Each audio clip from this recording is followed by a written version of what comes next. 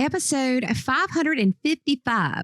5 more easy brain breaks for your classroom. The 10-Minute Teacher Podcast with Vicki Davis. Every weekday, you'll learn powerful, practical ways to be a more remarkable teacher today.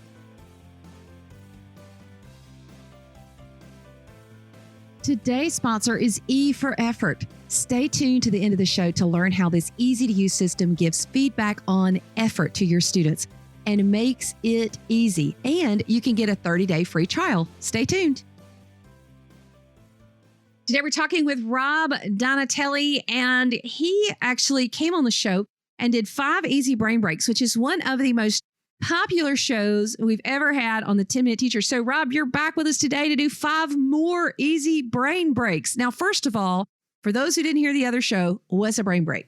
It is something that gets the students break from the educational content to either get them up and moving, engaging with each other, practicing soft skills. It's really just kind of almost a refocusing activity that allows the students also, I like to think of it as something that is fun and enjoyable for them. Awesome. What's your first? All right. First one we have is, I think we've all played tic-tac-toe.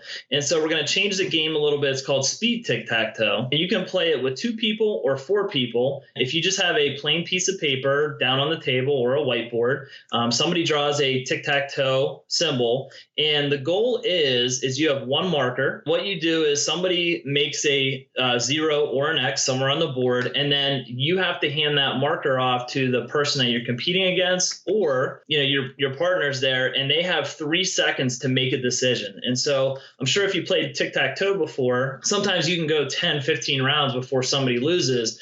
When you add the speed to tic-tac-toe and you only give the other partner or partners 3 seconds to make a decision, it's actually a lot of fun and really challenging. So that's our first one. Oh, fun. Okay, what's our second? All right, second one is a great one to get students up and moving. It's called Touch All the Colors. And what I'll do is I'll write just random colors up on the board. So green, black, yellow, pink, purple, red, all the way down through the spectrum. And what they need to do is go down that list and then back up that list. And they just have to touch something in the room that is representative of that color. So for example, if the first one is green that you just need to touch something that is green in the room. Then if the next one's blue, something blue.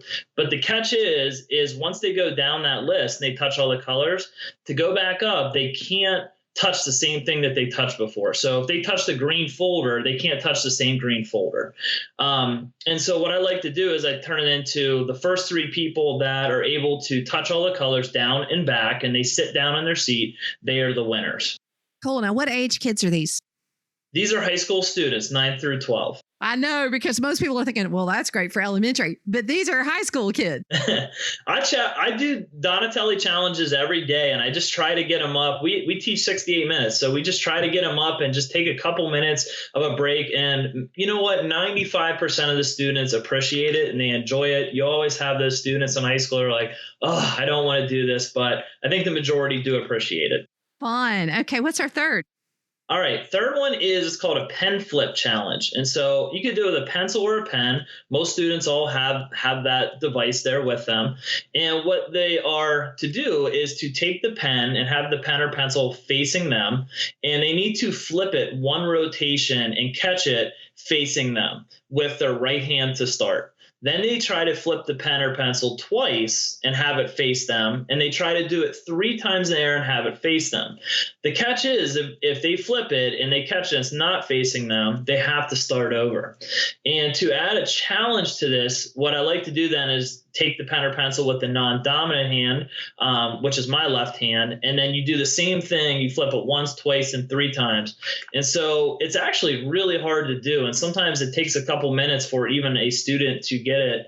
But yeah, they have to start over. If they flip the pen or pencil and it doesn't come back to facing them, then they have to start over. So a lot of the students are like, this is easy. But you know what? It actually turns into a really just fun challenge. Cool, Rob. And how long did you recommend these brain breaks take in a classroom? A lot of times between 3 minutes. Sometimes you can do up to 5. I'll take 30 seconds usually to explain it, and then we'll do 2 to 3 minutes of a break, depending on which one, sometimes 5. But And then, educators, and I think some people will argue, well, if you're giving students a break, you're not doing your job teaching. But I've just found over the years that when we take time to take, just a fun structured break and challenge the students, they come back so much refreshed and are able to engage and participate, especially in a much longer class. So very true. Okay, what's our fourth? All right, fourth one is called Who Am I? And so what you do is you give students a sticky note.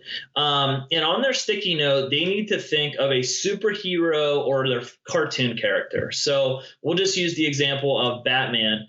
And what they need to do is write Batman on their sticky note, but they can't show the person that's next to them, or if they're working in a group of people, they can't show them. And so what they do is they trade sticky notes with the person that is next to them, and they stick the sticky note on their head, so their partner didn't see what they wrote. And the game it's called pretty much a guess, who am I? And you can only ask yes or no questions. So for example, am I a male? Am I a female? Am I a cartoon character? Do I wear a cape? Do I have a mask? And so it's all deductive reasoning. And it really just practices those skills and just asking good questions to try to get to the answer. So the students always like that one a lot because it challenges their thinking and they have to ask tough questions. Fun. Okay, what's our fifth, Rob? All right, last one is, and I stole this from another teacher, but it's just so fun. It's bear, salmon, mosquito. So I'm sure most people have played rock, paper, scissors. It's exactly that, but it's with bears, salmons, and mosquitoes.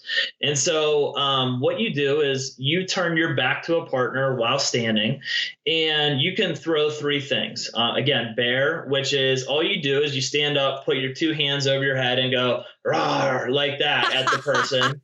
Okay. You can do salmon, which is just putting your hands together like you're almost praying, and you just go bloop, bloop, bloop, bloop, bloop, like just waving back and forth.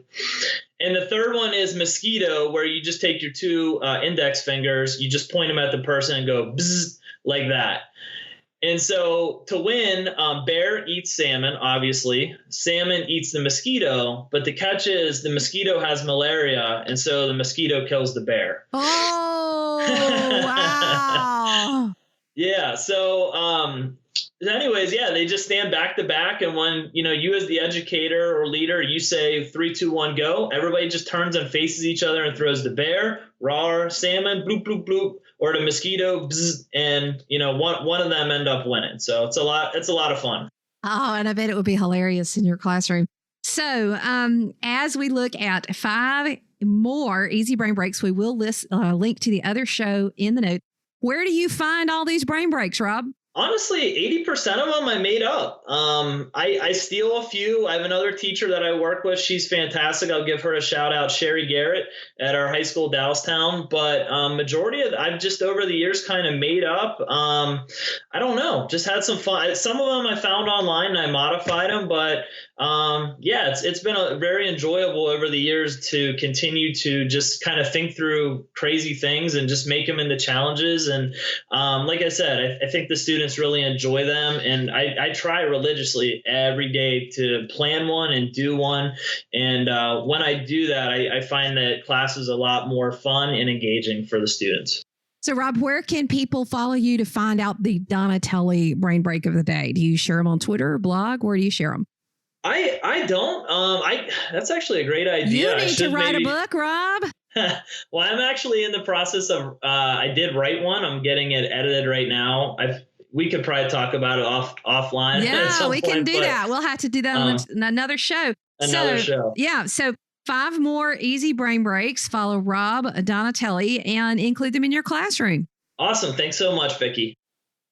E for Effort is a tool built upon the research behind helping students improve. For example, in their book Performance Management, Aubrey Daniels says that a small immediate consequence that is certain to occur, or effort scoring, is much more powerful in the behavior change process than large consequences. This would be grades in this example that occur in the future. I've written a full review on my blog about E for Effort, but I also want you to check out coolcatteacher.com/effort for more information on this system and start encouraging effort with your students.